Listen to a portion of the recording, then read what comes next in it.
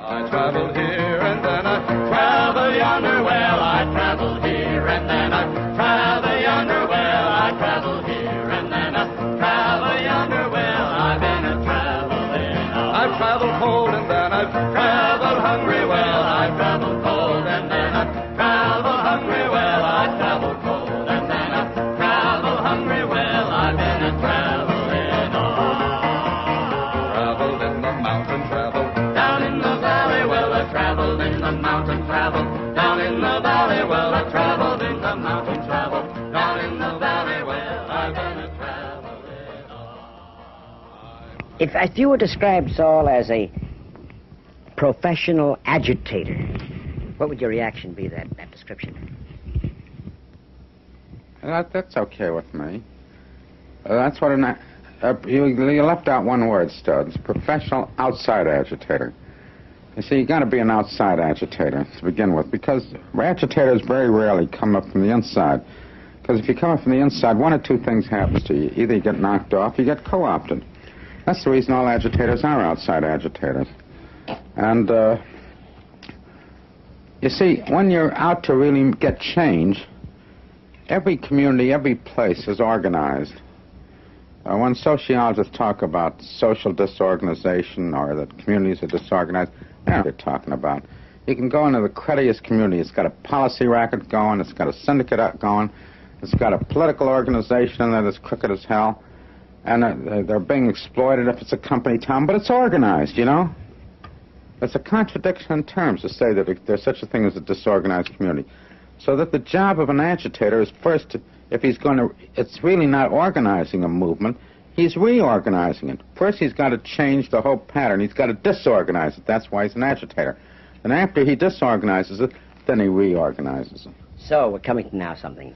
Then this man who enters a community, this man, this outside quote-unquote agitator, has entered a community that is organized to begin with. That's right. And organized for what? And why is he there? See, organized for what? The community. Well, the community is organized on a certain pattern of values. You can call it an exploitation of the many by the few over there. Call it whatever you want to. The organizer brings in another set of values. Now, to say that an organizer comes in who is just in there as sort of a blotter, that he's going in for just participatory democracy. He doesn't have any ideas. He's just going to be a servant to the people, of the masses, so to speak. He will just reflect what they want. It's just a lot of romantic crap. If an organizer doesn't have ideas as to how he wants to change that thing, and more important, if he doesn't have the sophistication and the experience to know how to get it done.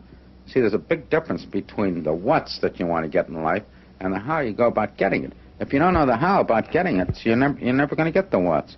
I always used to say that if any smart organizer had come up before the Oracle at Delphi, and the Oracle always sounded off with her usual proverbial business of know thyself, you know.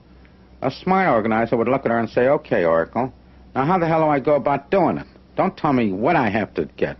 Tell me how to get it, because unless I know the how, the what is just rhetoric, you know.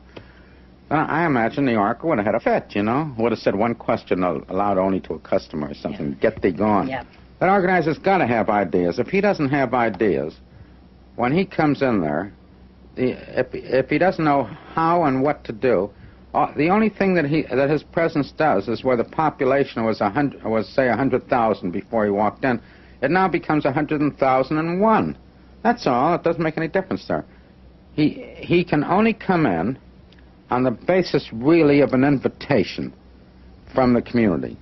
I go to Houston, I do nothing but to lecture at the University of Houston. I get at the airport, the whole clan is out there in full regalia. The mayor is all over the front page of the newspaper. He's going to investigate the university for inviting this radical down to speak to the university. The John Birch Society's got a mass picket line out there. The next morning, there's a big delegation of blacks inviting me to come in because they'd never seen everybody they hated so uptight. But now, if you haven't got that kind of rep, you got to go about working your way in. And one of the basic things here is whether you really, I should stop and say this, Studs. that this is one field on which you cannot pull a con game or snow job. If you don't like people, they goddamn well soon know it. You know, you can pull a fast job if you're selling a vacuum cleaner or something. You're only going to be with the guy for an hour, or selling him a house or a car. But when you're selling people and working with them, you're working with them for hours, for days, for weeks, for months. Sooner or later, they sense it, you know. So, as long as you respect the dignity of people, then they'll respond to you. Now, that sounds like an old cliche.